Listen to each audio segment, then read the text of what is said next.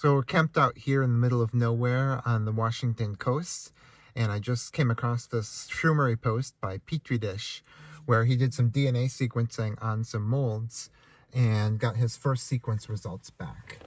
So looking at this one, here's a sequence, and it starts out with a whole bunch of ends, and then it looks like good sequence data in the middle, and then a whole bunch of ends at the end. So we also posted the chromatogram, this AB1 file. So I'm going to load in this chromatogram that he posted in the SnapGene viewer. And here's the beginning, and you can see that the data is total garbage at the beginning, but it doesn't take long for it to start being pretty good. So that with this good data, we have nice regular peaks. And if we scroll through it, we can see this data is really good all through here. And then it turns into garbage at the end over there. So we want to trim the garbage, and it looks like it starts getting pretty regular around here. So I'll just delete everything from that point on. And then everything in here looks really nice. I don't see any double peaks or where you have two bases in the same spot, anything like that. Looks like it gets signal gets really strong there for some reason. I don't know why I would do that, but that looks fine. There's nothing wrong with it. It's still good data. But here at the end, then you start getting this bad data again. So here's a T. Now here's an N, but you can see that's really an A because that's a green peak, so I'll just replace that with an A. This red peak is a T. The blue peak is a C, but after that they start getting all jumbled together, so I'm just going to delete from there. So now I'm going to select all, copy it to the clipboard, and we'll go to NCBI BLAST to compare this DNA with all the other sequences in GenBank. So we click Nucleotide BLAST and paste the sequence into the query box here. And looks like all these standard defaults are good. So that is going. This sometimes takes 10 seconds, sometimes 15 seconds, sometimes a couple minutes. But penicillium is pretty common, so that didn't take too long. So now here's our results. The best match up here, well, first I'm going to sort it by ident. So that sorts it by the sequence. That's the closest to our sequence. So the closest ones are 99.82% identical. And I'm going to click on this closest match here. And it's 553 out of 554 are the same. The only difference is that where we had one A, the reference sequence has two A's. That's probably an error on our part, and we're going to check the chromatogram to see what it looks like over there. So I'll just copy this onto the clipboard. So the difference is right before where I started copying, and search for that in the sequence. And here it is here. And you can see there should be two A's here, but see how wide this is? This is really two A's, because this is what an A really looks like over here. These nice short green peaks. This wide green peak is really two A's, and that was just the base color getting that wrong. So I'm going to insert an A there. And now we've corrected the sequence, so there's no errors in it. And we'll go back. I'll blast it again, but before I do that, maybe let's take a look at some of these other ones in here. Here's Penicillium rubidorum, and you can see here we have 1A where he had 2, so that's what we fixed. But there's a few other differences too, and we can highlight those differences just by searching for pipe space, because these are pipes in here.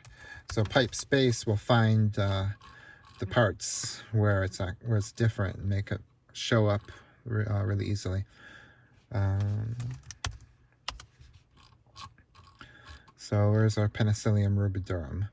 So here in Penicillium rubidorum, we got a T where they had a C, and we got a C where they had an A. So let's just take a look at the chromatogram there and see what's going on over there, see if that's a real difference or if it's some sort of sequencer error. And there's the T. You can see it's a real nice peak. There's no other noise or anything, so that is a good call. Here's the other one. We had a C where they had an A. We'll see what that looks like. And again, really nice peak there. No other weird stuff going on in the signal. So I'm going to copy that to clipboard and blast this again with our corrected sequence.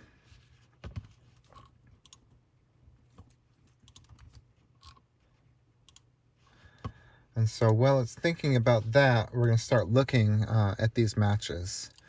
So the top match is Penicillium species, and those will be 100% once we get the corrected. Here's the corrected one over here.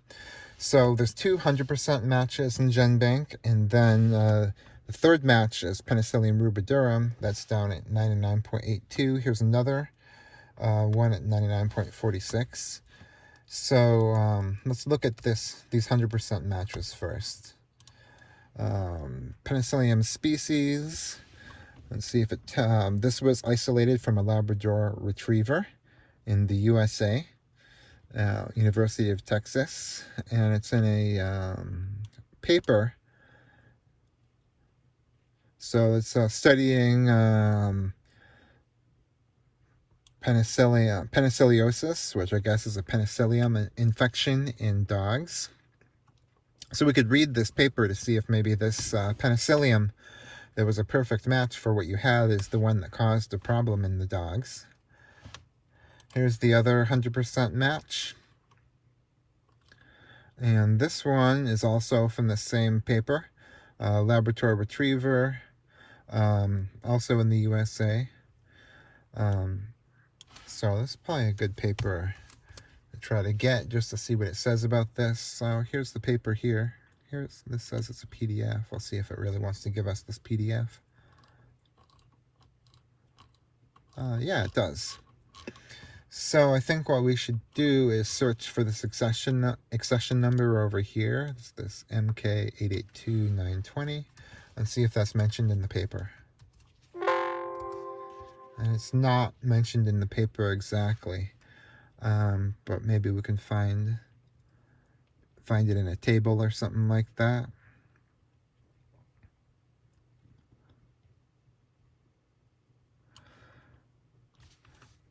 Here's a nice phylogenetic tree. Let's see if we can. Kind of hard to read. Maybe if we go closer, we can sort of see it. Now this tree uses their kind of collection numbers. So let's see if we can find the collection number from this. This was isolate DI 1921, and where's the collection number on this one? DI 1920. So let's see if we can find that mentioned in the paper.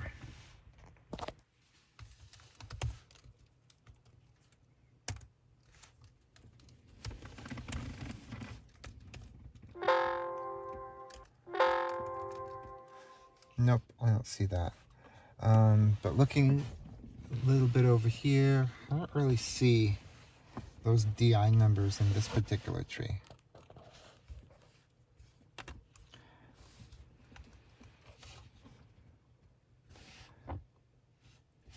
Oh, here it is.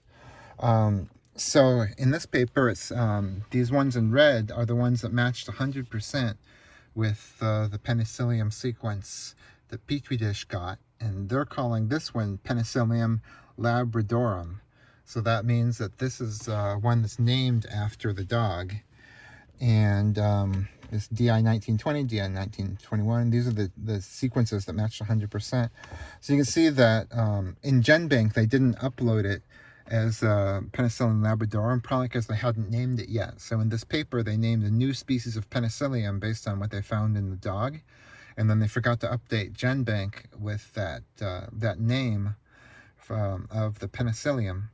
So here we can see that It's really Penicillium labradorum, and it's most closely related to Penicillium parvum, Penicillium nalipensi, and some of these other ones over here. Looks like here's Penicillium canis, so this must be another one that is from dogs. So that is pretty interesting. Let's just search for labradorum. And so it looks like this did cause a fungal disease, which caused lethargy, some various other things. So who knows if this penicillium would affect humans, but I would be a little bit careful with it.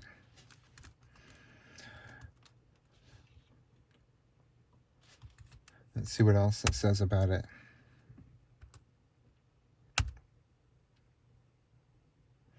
Yep, so it says that this this report describes the phenotypic characteristics of a new species, Penicillium labradorum, as another agent of disseminated fungal disease in a dog.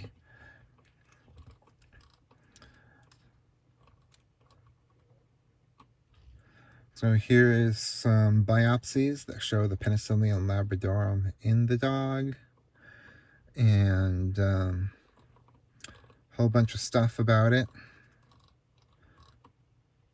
Here's some cool scanning electron micrographs of Penicillium labradorum.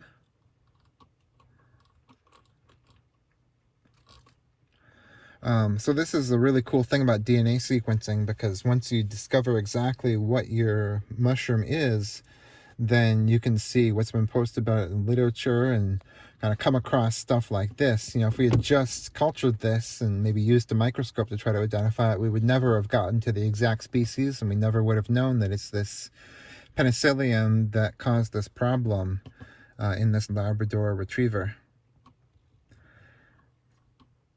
And here's a discussion, so they talk all about it. So that is pretty cool. And let's see what else is over here. The second one, Penicillium camberti, is what it says here. And you can see there's a bunch of ends at the beginning that need to be trimmed, a bunch of ends at the end that need to be trimmed. So we will download this chromatogram and see what it looks like in Snap Gene Viewer. So this one looks like the data is pretty good. There's some slight issues here that are correctable. Like it got an N here, where you can definitely see it's a T. It just was a little confused because this T is kind of close to the A, but it's enough that we can see it's definitely really a T in that spot. Over here we have CC, and then there's an N because it can't figure out that this little green peak is an A. But it definitely is, so we'll change that to an A.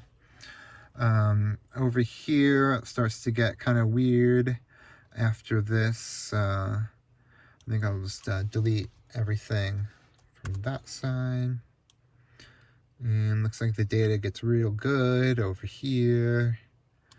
Oh, and then it starts to get bad over here. So we have AA. Now this black peak is definitely a G, so I'll put that in. Looks like a nice solid C here, and a nice solid A here, and then after that it just gets weird, so we'll just delete it.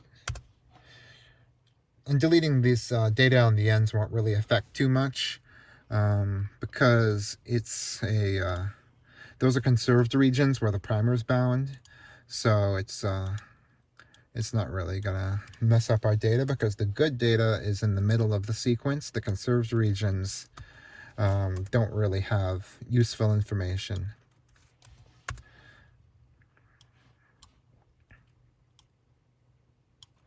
This was GCT. Nope, GCA. And then delete everything after that. So now we will copy this on the clipboard, put it into GenBank, do NCBI blast to compare this with everything in GenBank and see what we can find out about this one.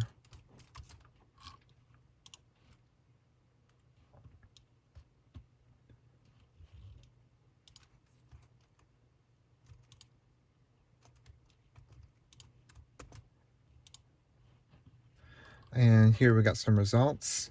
So this one is Cordyceps. Looks like the closest matches are Cordyceps militaris. So let's just click on this top match here and see. So it's 543 out of 544 are the same. And it looks like we have that same problem where the A's at the beginning of the sequence are, where we actually have two A's, but the base color just saw one. So we'll take a look at that part of the sequence.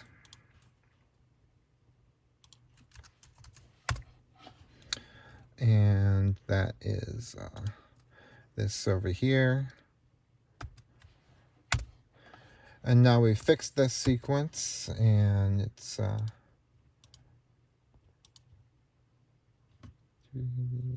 this one over here.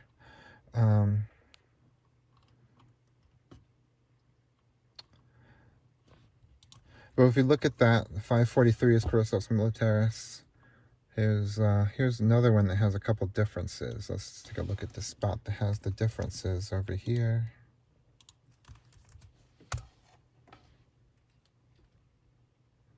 Oh, that looks like Snap Gene Viewer crashed again. Maybe I should update to the newest version. Anyway, that was 100% match with Cordyceps militaris.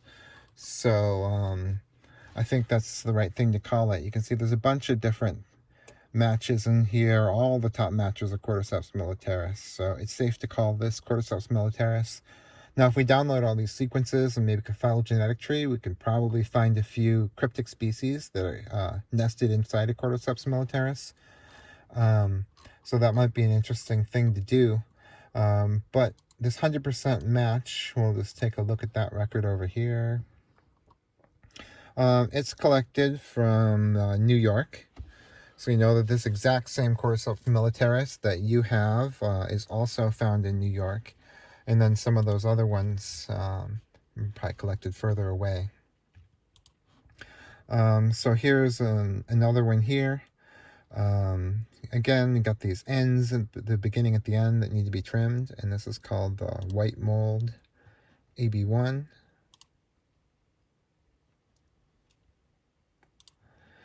So looks like the good data starts around here. And I can see that same problem with the A's started here. You see this gap here looks real suspicious. That's definitely a double A. So we'll just fix that right now. And this looks like real nice data until the end.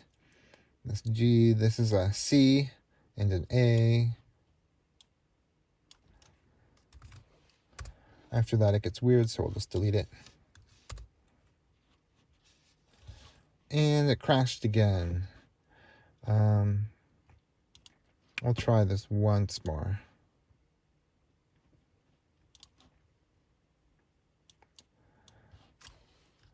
Delete these ends from the front. Make the double A. Over here, let's trim everything weird from the end. Copy it to the clipboard. Blast it.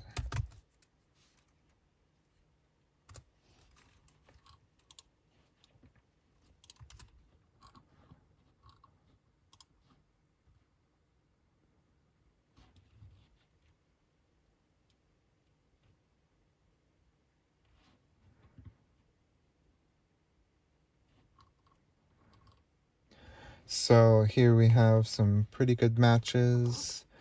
Just one base pair difference over here. I thought I fixed this double A. Let me see.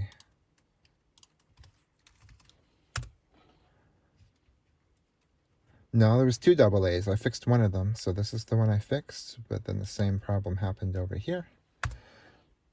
And it crashed. But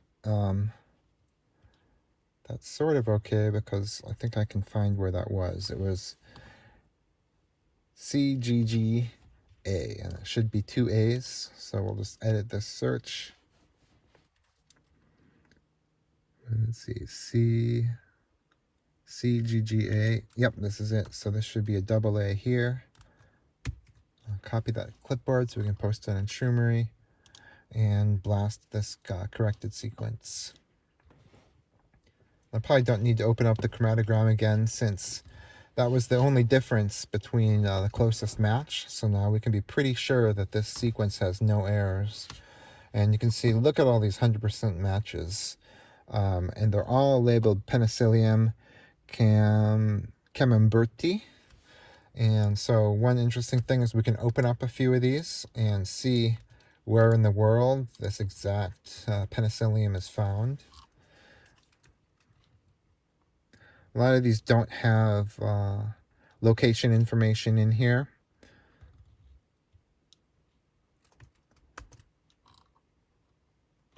This one is from France. No location in there. Sometimes the location is in the title, but not this time. Here's just says USA. It's nice when they give you a more exact location than USA. But this is new fungi isolated from house dust. So that gives you a little bit of information about where this penicillium can be found. Canada. So we know that this penicillium grows in USA, Canada, and France.